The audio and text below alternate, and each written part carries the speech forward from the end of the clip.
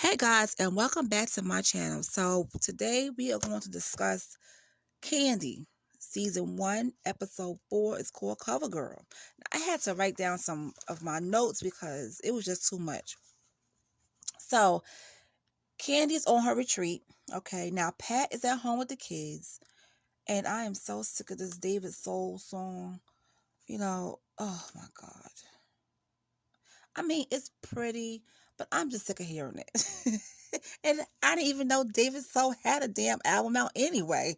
Okay, Mr. Starsky and Hutch. All right. So but anyway, let's continue. So he's playing that song. He's looking through cards and stuff like that. He comes across a card from Alan. Now, if you having an affair, you don't bring that kind of stuff home. If he gives it to you while you're out there rumbling around and rolling around the sheets and making the sheets dirty, look at it, read it, take it all in, hold it dear to your heart and throw it in the garbage. You don't take it home. You're already doing wrong, but don't take it home and now your husband done found it.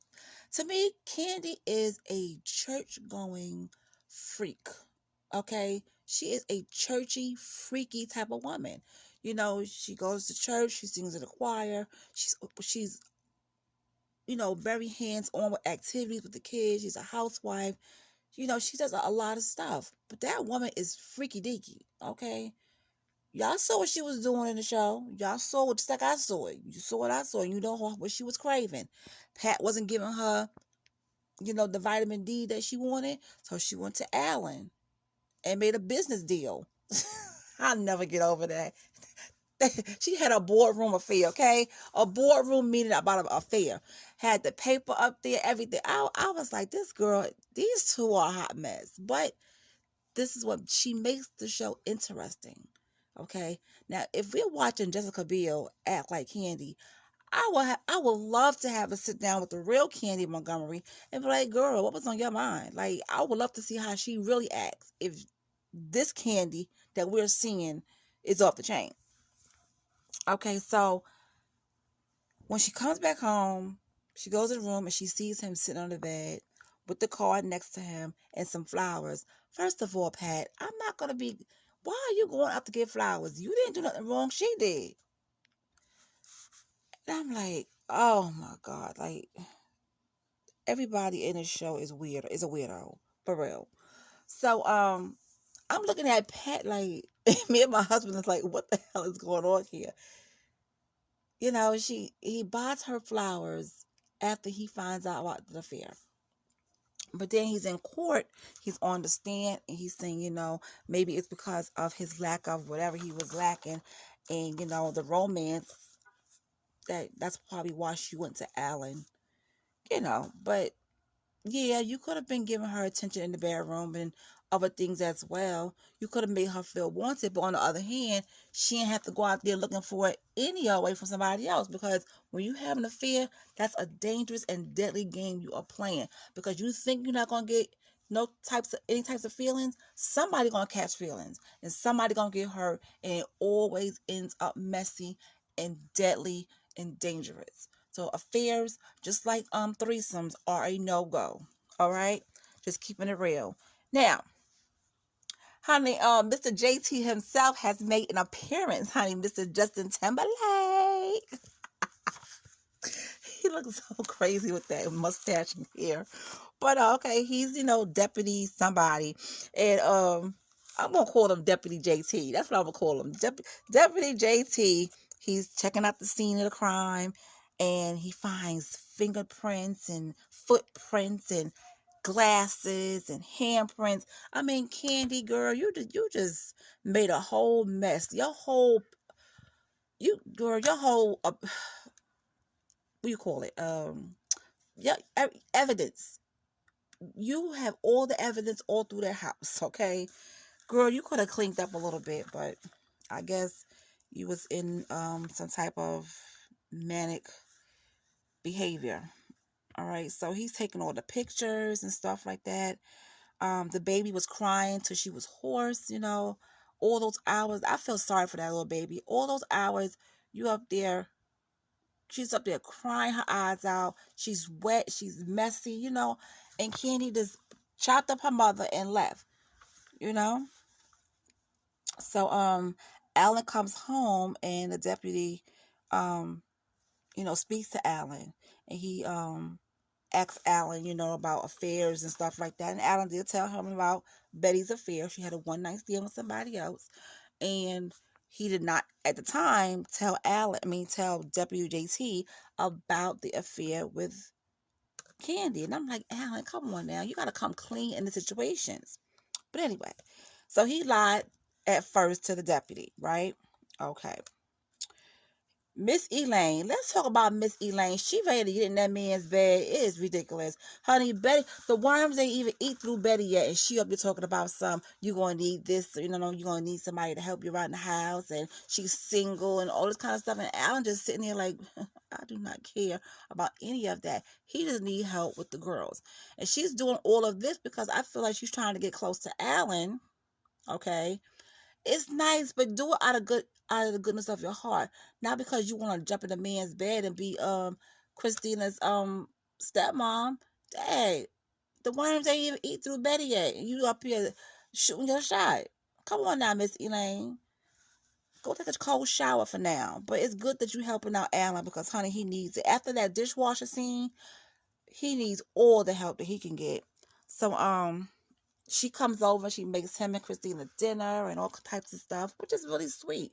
The community is pulling in for him. That's really nice. But she looking for more than just friendship. She want to be a mama to Christina. She wants to be a kept woman. She wants to be Alan's boo, his girl, his wife. You know what I'm saying? She over there making sure she put in her application. But let me stop being silly. So all right, so let's move on. So she was talking to him and she was like, if a lot of those true crime, she said she watched Columbo, and that, the husbands are always the first ones to be, blamed for it, or they look at the husband first. It took large amounts of money out. She was just telling stuff that she's seen on Columbo and Matlock. And he did call, that did put some fire under his behind, to call the detective and say, hey, me and Candy Montgomery had an affair. You get what I'm saying? Me and Candy Montgomery had an affair. Yada, yada, yada. I took out traveler's checks at my account because him and Betty was going to go somewhere. So I'm glad he did call and come clean about that. That was cool. So she was good for something instead of trying to be, his missus. All right, so Candy gets a call to go down to the station. Now, around this time, when she got this call to go down to the station, her and Pat was about to get it on. Now, I'm saying y'all should have been did this, because if y'all was doing this in the beginning, Miss Betty would still be alive, and she wouldn't have the thoughts of Alan messing around with Candy. But, it didn't happen that way. So they in there kissing and everything, and she hops on top and she gets a phone call. And it's a police station. Then once she finished talking, saying that she can be there, she gets off Pat and lay next to him. I'm like, wait a minute. Finish the job. You got up on top of that man. You straddled him.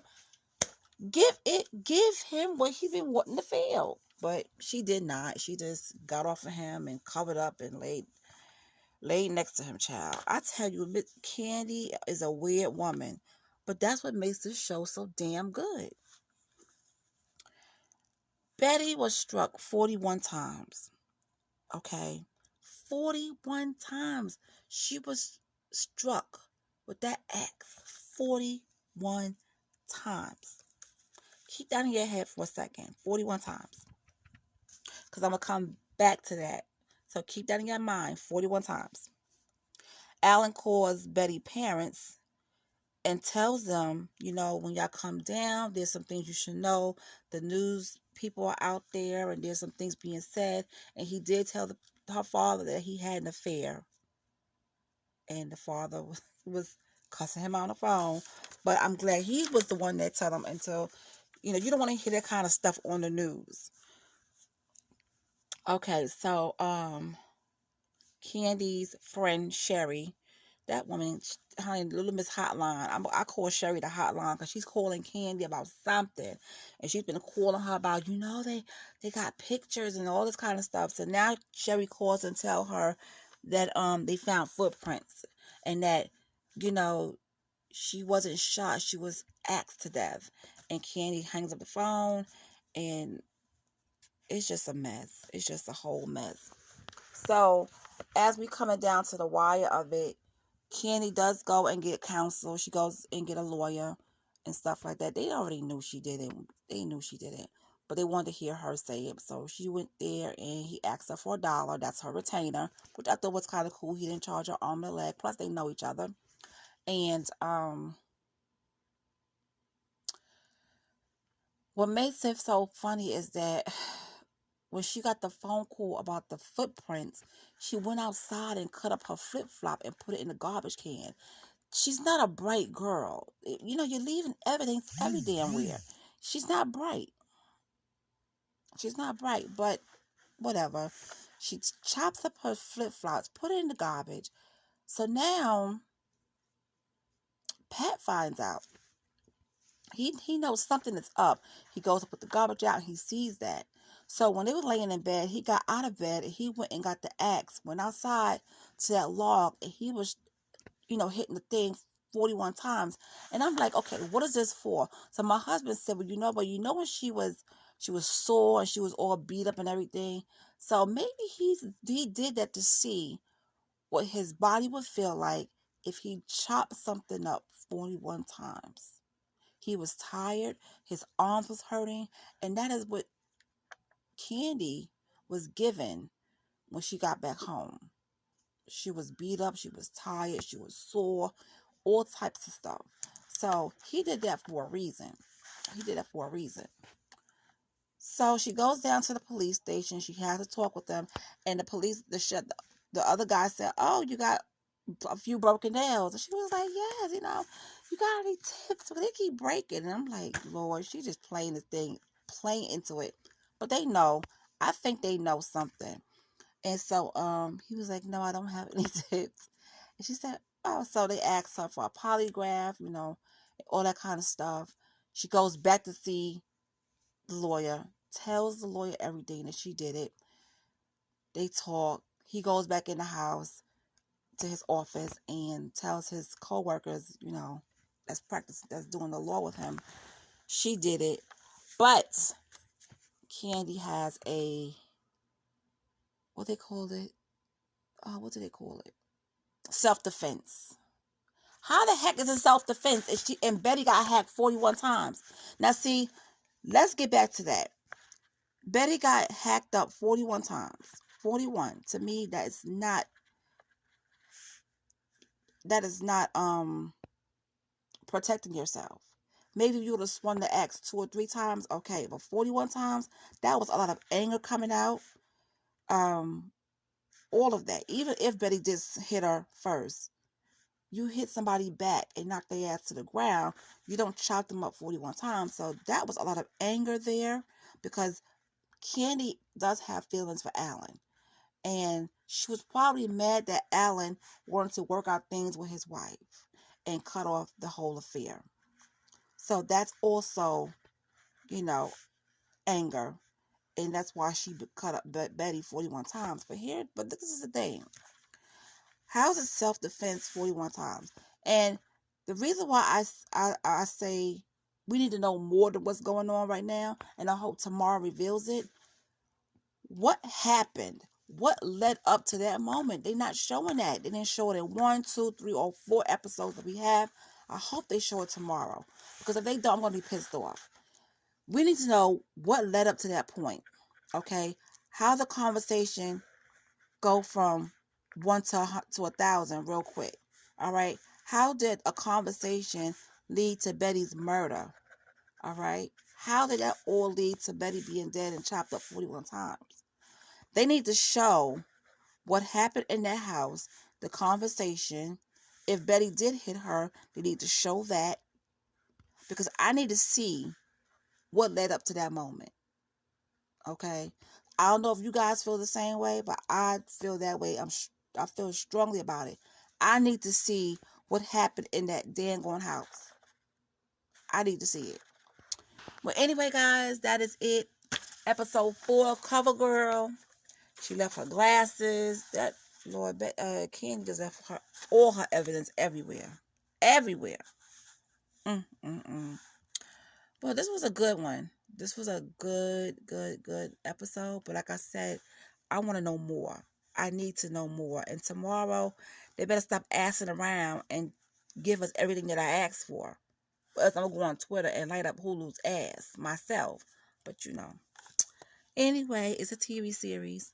So after the TV series is finished, I will do a story about Candy Montgomery because I think it's interesting to know, and I want to know what they didn't put in there and what happened in the whole true life form.